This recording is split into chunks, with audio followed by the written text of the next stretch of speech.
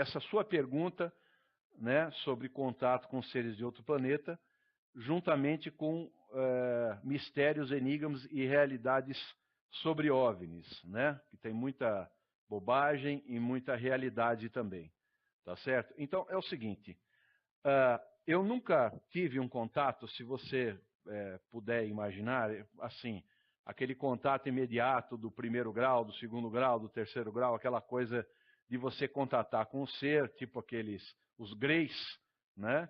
Qualquer outro tipo de ser humanoide, eu nunca tive um contato como aquele, tá? Contato extraterrestre.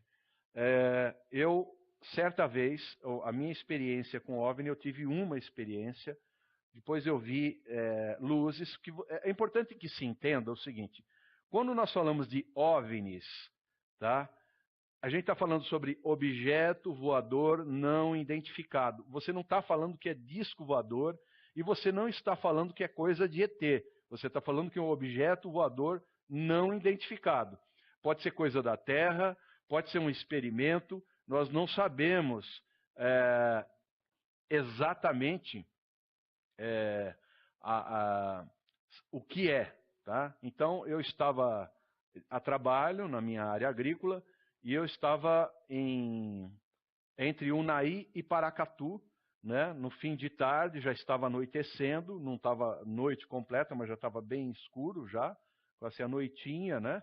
Chegando, e no meio dessa estrada, que é essa estrada que liga Paracatu, Unai, em Minas Gerais, eu vi mais ou menos devia estar assim uns 6, 7 metros acima da estrada, do asfalto, um OVNI, né, de cor alaranjada e parecia uma concha, mas não emitiu luz, não fiz contato algum, estava em cima da estrada, tinha o quê? As dimensões de um caminhão, de uma jamanta, sei lá. Atravessava a estrada de ponta a ponta e mais assim comprido, né? E do meu lado estava um vendedor na época, e era um vendedor muito católico, daqueles carolas mesmo de igreja, de passar na frente da igreja, fazer sinal da cruz e tudo mais. E este vendedor entrou em pânico. Eu comecei a desacelerar o carro. Naquela época, só para você ter ideia, não tinha celular, a gente não tinha celular ainda, e se tivesse ainda era aqueles tijolinhos. Então não dava para tirar foto, não dava para fazer nada. Mas eu desacelerei, não emitia som nenhum, eu passei muito devagar embaixo do objeto. Se eu tivesse sozinho, talvez eu tivesse feito a besteira ou não, não sei se seria besteira, de parar completamente e ficar olhando aquilo lá, né? Porque eu não tenho medo dessas coisas. Eu ia ficar olhando, se bem que muita gente já entrou pelo cano, né? Nesses tipos de contatos assim que a gente não sabe exatamente o que é, né? Então, o que me leva a presumir o seguinte, eu e ele vimos o objeto. Pouco mais à frente, na polícia rodoviária, tinha um posto da polícia rodoviária. A polícia rodoviária me parou, né? E na verdade eu achei que eles iam pedir documentação. Eles estavam apenas pedindo para que eu desse uma carona até Paracatu para um policial. Eu falei, tudo bem, não tem problema. Né? E aí eu comentei, falei, olha, nós vimos um negócio ali atrás flutuando em cima da estrada. Ele falou, isso aqui é muito comum nessa região, esses avistamentos. Então, veja bem, é um lugar ermo, um lugar essencialmente agrícola. Eu não vejo nenhum motivo para que seja um experimento, um teste, ficar parado em cima da estrada, acho muito estranho. Um objeto que anulou completamente a força gravitacional, porque não emitia nenhum som, não tinha nenhum tubo de ar, não era um jato que mantinha ele flutuando como aquele aircraft, né, aqueles overcraft, aquele tipo nada parecido. Ele estava uns 8 metros mais ou menos, eu não consigo me lembrar direito, acho que se for ver uma média, uns 8 metros de altura, exatamente em cima da estrada, né?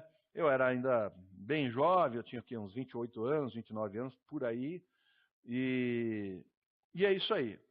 Depois a gente passa a estudar dentro do ocultismo muita coisa interessante, e eu já travei contato com entidades espirituais. E essas entidades espirituais me explicaram o seguinte, que existem, assim como existe o plano espiritual, em diversos níveis de frequência.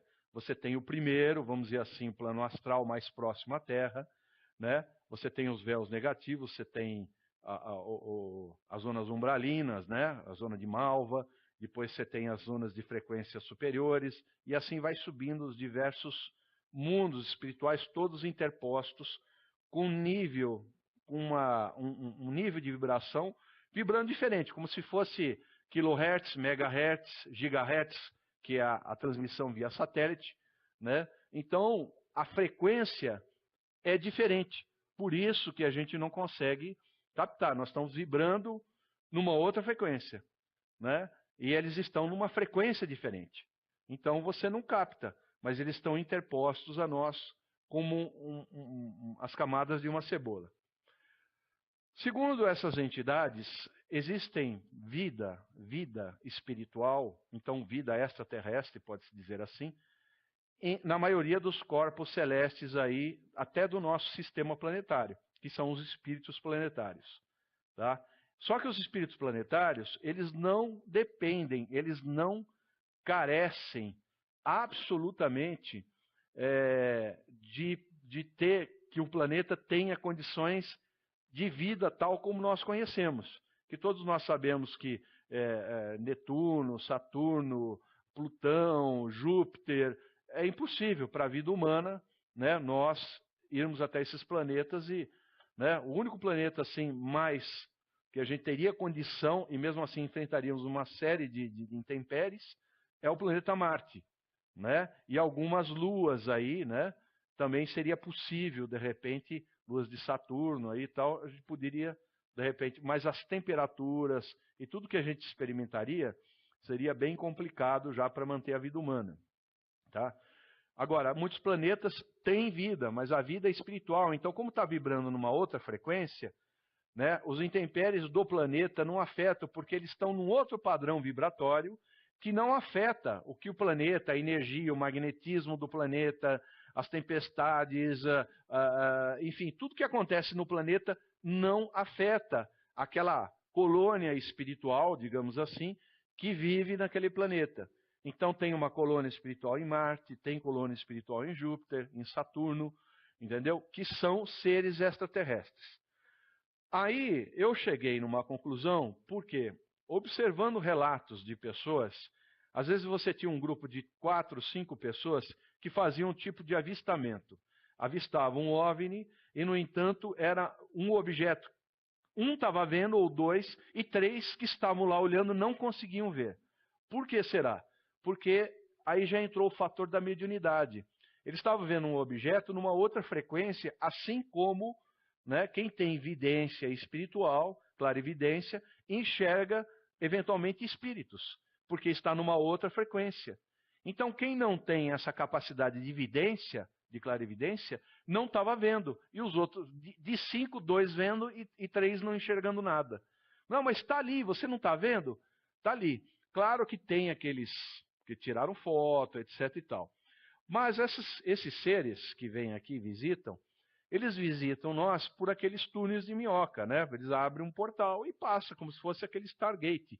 Porque não tem como, né, essas viagens interplanetárias, mesmo que na velocidade da luz, seria impossível se não tivesse a ação de um túnel de minhoca. Agora, vejam bem o que é interessante. Nos maias, na cultura maia, que você tem muita coisa, na cultura egípcia, que você tem muita coisa de extraterrestre, de possível deuses astronautas, entre aspas, né, de ter, digamos assim, visitações, eventualmente, de alguns seres, né, e até uma inter-relação, sem dúvida nenhuma, né, você vê que, especificamente, os maias, né, você tem, os antigos maias eram quem? Eram os olmecas. Os olmecas eram milhares de pessoas que simplesmente sumiram. Sumiram. Uma civilização sumiu e deixou a cidade. Os que tomaram conta depois da cidade encontraram as cidades vazias, que eram os toltecas. Os olmecas desapareceram. Segundo rezava a lenda, eles iam passar por um portão iam ser levados para o planeta de origem deles. Curiosidade é que não se achou nenhum esqueleto de nenhum Olmeca, né? Pelo menos não daquela quantidade de pessoas que viviam, né? Isso a gente está falando nos anos DC, né? Numa cultura ameríndia DC, teoricamente depois de Cristo. Então é interessante esse sumiço dessa civilização, porque aqueles que foram encontrados, né, que os espanhóis encontraram e tudo mais, já não eram os antigos. Os antigos tinham desaparecido. Aí você pode falar assim, mas deve ter alguma coisa, eles devem ter saído pelo mundo, espalhado, porque eles têm traços indígenas, olho puxado, características orientais. Então, de repente foram lá para o sul, foram para o Alasca, foram lá para outras regiões. Então, são os esquimós, são, né, os índios da Terra do Fogo, no sul das Américas. De repente, são orientais, né, que foram aí pelas ilhas aí e tudo mais. Só que eram muitas pessoas para terem simplesmente abandonado as cidades.